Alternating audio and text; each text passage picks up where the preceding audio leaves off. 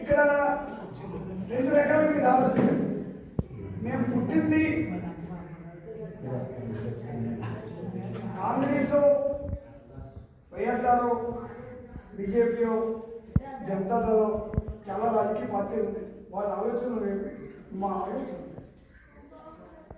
మా ఆలోచనలు మేము పుట్టింది.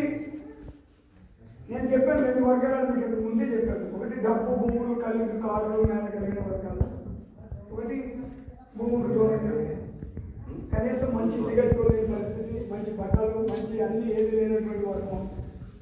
ఆ వర్గం పార్టీ ఏర్పడిందే